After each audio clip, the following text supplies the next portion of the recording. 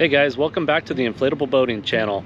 Today we're going to take a look at this VEVOR Inflatable Boat Launching Trailer and what we can do with it. So let's go check it out. Alright, let's start off with one of the coolest things about this trailer, and that is the ability to break it down and take it apart so it's a much more compact package.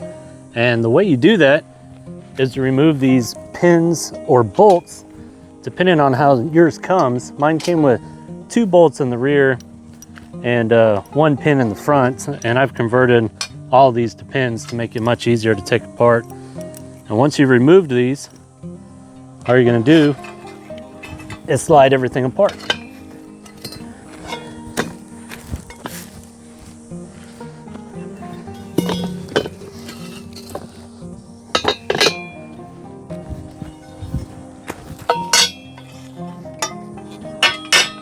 And now you've got your trailer broken down into a nice compact package that you can throw either into the bed of your truck or the back of your car. Spec wise, this thing's rated for 360 pounds. My boat weighs about 250 with all the gear loaded into it, and there is definitely some flex in that middle bar there. So I think 360 is maybe being a little optimistic, but I mean, that's what they claim, so we'll go with that. It's about 41.5 inches wide and about 9 foot 8 inches long. Assembly was super easy. Really all you're doing is putting these 2 pads on here, the 2 pads in the rear. You got to put the wheels on, which is just one nut on either side. I've also added this eyelet here, and so the nose of my boat comes right up to here where when the transom is resting on those pads. The nose of my boat comes to here, so I've got a carabiner that I attach onto that just to kind of help secure the boat. And then of course up front here I've got a trailer hitch, and I mean, it's not the most beautiful thing, but all I've done is run 2 bolts through there. Of course the trailer hitch is much wider than the bar, but it works for what I'm doing with it. Of course, the intended purpose of this is just to move your boat around your yard or maybe around a campsite or something like that. It's not meant to be towed behind a vehicle, and it's definitely not highway rated. But you can modify it to do this, and I think as long as you are around a campsite, or maybe you live in a neighborhood with a boat ramp in it, if you keep your speeds down, maybe 15 miles an hour, 20 miles an hour, something like that, I think you'll be just fine. These wheels do have bearings in them, but like I said, I wouldn't go too fast and I wouldn't go too far with them.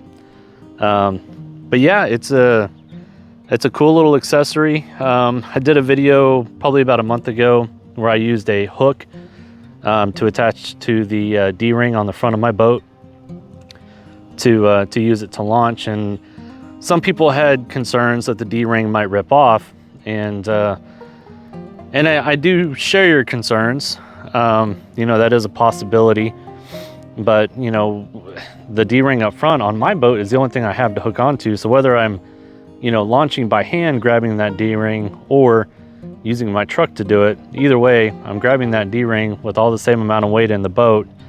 And it just kind of is what it is. If I had 2 people, I could use the handles on the side of the boat, but I don't. It's just me going out most of the time, so I have to do what I have to do. But I found this, and I thought this would be another great option. If you're by yourself and you found getting your boat in and out of the water to be difficult, because let's face it, some of these boat ramps are steep and slick, and they're not always close to where you park your vehicle.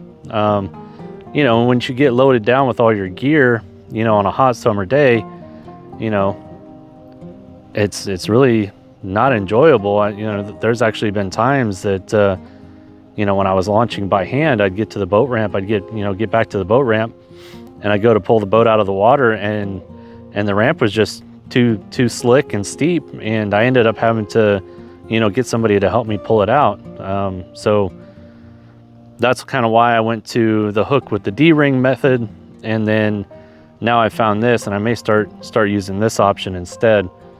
But yeah, guys, this is the VEVOR inflatable boat launching trailer. Hope you enjoyed this video. If you did, give it a like, comment. You know, I'd greatly appreciate it if you'd subscribe to the channel. I've got a whole bunch more video ideas. I'm gonna do one video a week because I do have a full-time job. But yeah, guys, that's it for this one. We'll see you on the next one.